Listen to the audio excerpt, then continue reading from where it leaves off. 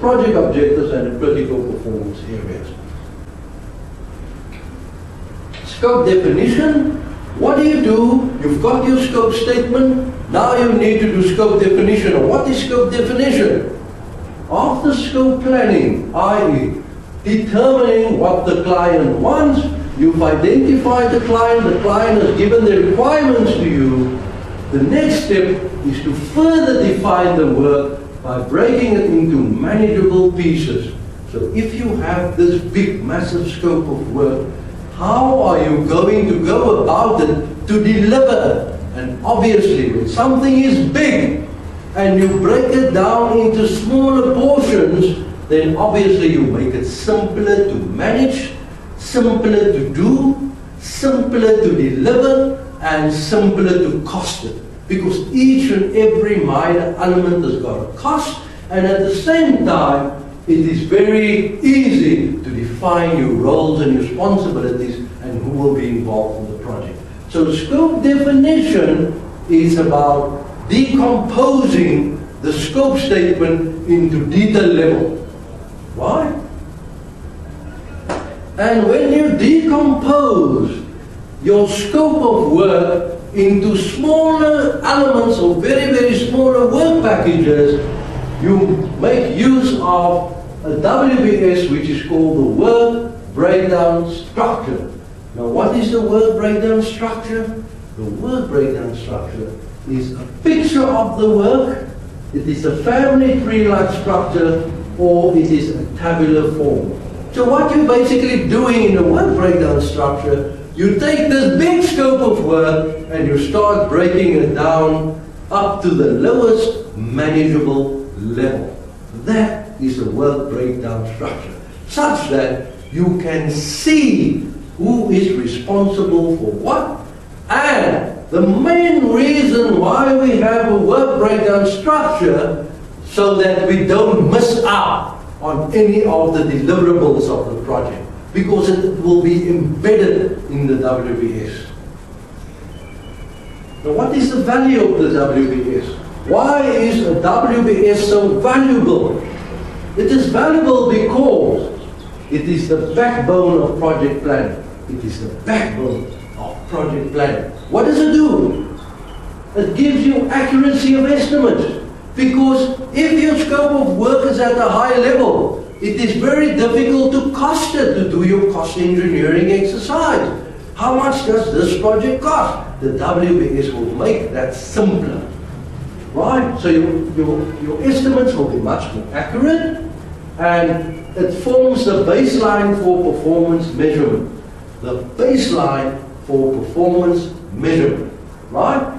And communicating responsibilities. Because in the WBS, we can see who is responsible for what. Who needs to be consulted, who needs to be informed, and who is accountable. Right? That is all that you will see in the WBS, the work breakdown structure. Now let us investigate further the basic principles of creating a WBS.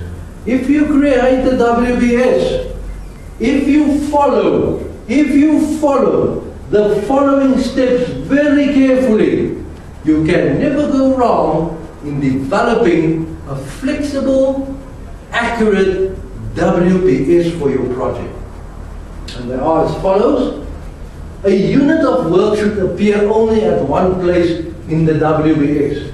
Only at one place, a unit of work. The work content of a WBS item is the sum of the WBS items below it.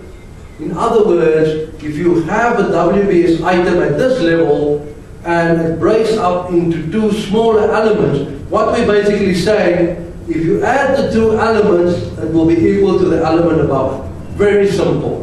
Very simple. It rolls up into the higher level element. A WBS item is the responsibility of only one individual, even though many people may be working on it. In a WBS, it's a responsibility of one individual, but if you have in a project where you have to remove a door from a wall or from a door frame, two two people can do that. While the one guy is unscrewing the screws on the hinges, the other guy will hold the door to ensure that when the guy has unscrewed all the screws, the door doesn't fall down. So two people can do that activity. So this is what we mean by the one individual or more than one person to do it. Each WBS item must be documented to ensure accurate understanding of the scope of work included and not included in that item. It means, if you look at your WBS, each and every item in the WBS must be documented.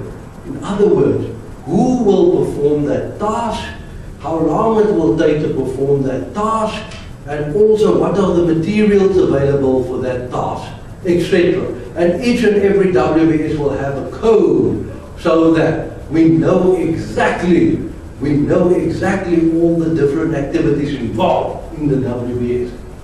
And then the project team members should be involved in developing the WBS to ensure consistencies and buy-in. The project manager doesn't necessarily have all the technical capability to develop a WBS. And this is where the functional managers play a role, or the functional department. The people who understand how to perform the task, how to do the task.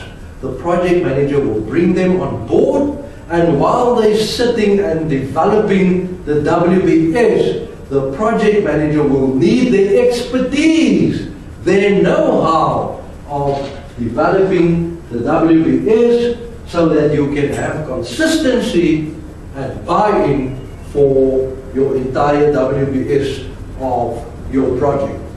In short, your scope of work is the what must be done. The scope statement will tell you about the products, it will tell you about the summary of the deliverables, your key performance areas, and it will tell you your roles and responsibility for each task. In so doing, the project manager can bring the technical people on board, and when they drag around the scope statement, they break that scope of work into detailed levels of work breakdown structure, which will give you much more accurate estimates for each and every task. You can now see who is responsible for what, and also you can identify your WBS codes, and also you can have consistency of the operation.